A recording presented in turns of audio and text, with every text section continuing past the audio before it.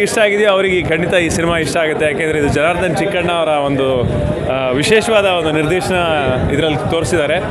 ಜೊತೆಗೆ ಎಲ್ಲ ಪಾತ್ರಗಳು ಅಷ್ಟೇ ತುಂಬ ವಿಭಿನ್ನವಾಗಿದೆ. ನಾಗಭೂಷಣ್ ಇರ್ಬೋದು, ಶರ್ಮಿಳಾ ಮಂಡ್ರೆ, ಅಣ್ಣಾಚಿ, ನಮ್ಮ ರಂಗಾಯಣ ರಘು ಸರ್, ಆಮೇಲೆ ರವಿಶಂಕರ್ ಗೌಡರು, ನಾನು, ಧನ್ಯ, ಅನಿ, ಎಲ್ಲರದ್ದು ತುಂಬ ವಿಭಿನ್ನವಾಗಿದೆ. ಆನ್ ಸ್ಕ್ರೀನ್ ಅಂತೂ ನಿಮ್ಮ ಎಲ್ಲ ಕ್ಯಾರೆಕ್ಟರ್ ಸೂಪರ್ ಆಗಿದೆ, ತುಂಬಾ ಚೆನ್ನಾಗಿ ಆಗ್ತಿದೆ. ಆಫ್ ಸ್ಕ್ರೀನಲ್ಲಿ ನಿಮ್ಮ ಒಂದು ಕೋರ್ಡಿನೇಷನ್ ಹೇಗಿದೆ ಎಲ್ಲ ಆ್ಯಕ್ಟರ್ಸ್? ನಾವಂತೂ ಎಲ್ಲರೂ ಅಂದರೆ ದಿನ ನಾವು ಸೆಟ್ಟಲ್ಲಿ ಒಟ್ಟಿಗೆ ಇರ್ತಾ ಇದ್ವಿ, ಒಟ್ಟಿಗೆ ಕೂರ್ತಾ ಇದ್ವಿ, ಊಟ ಮಾಡ್ತಾ ಇದ್ವಿ, ಹರಟೆ ಹೊಡಿತಾ ಇದ್ವಿ. ಸೊ ಈ ಥರ ಅಫ್ಕೋರ್ಸ್ ರಂಗಾಯಣ ರಘು ಸರ್ ಅಂಥವರೆಲ್ಲ ಜೊತೆಗಿದ್ದಾಗ ಅಲ್ಲಿ ನಾವು ನಗ್ತಾ ಇದ್ವಿ, ಮಜಾ ಮಾಡ್ತಾ ಇದ್ವಿ. ನಿಮ್ಮ ಒಂದು ಕ್ಯಾರೆಕ್ಟರ್ ತುಂಬ ಚೆನ್ನಾಗಿದೆ, ದೂದ್ ಪೀಡ.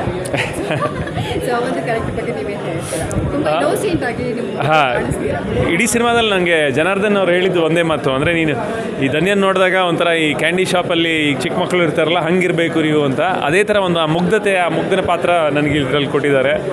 ಹೋಪ್ಫುಲಿ ಅದು ಅಷ್ಟು ಚೆನ್ನಾಗಿ ಬಂದಿದೆ ಅಂತ ಅಂದ್ಕೊಂಡಿದ್ದೀನಿ. ಜನಗಳಿಂದ ಯಾವ ಥರ ಎಕ್ಸೆಪ್ಟ್ ಮಾಡ್ತಾರೆ? ಅದೇ ನಾನು ಆವಾಗಲೇ ಹೇಳಿದ್ದೀನಿ, ನಾನು ಮುಂಚೆಯಿಂದನೂ ಹೇಳ್ತಾ ಬಂದಿದ್ದೀನಿ, ಒಂದು ಕಾಮಿಡಿ ಸಿನಿಮಾ. ಅದನ್ನು ಬಂದು ನೋಡಿ ಒಂದು 2 hours ಎಂಜಾಯ್ ಮಾಡ್ತೀರಾ, ನಗ್ತೀರಾ, ನಗ್ಸತ್ತೆ ಅಂತ ನಾನು ಹೇಳೋದಕ್ಕೆ ಇಷ್ಟಪಡ್ತೀನಿ.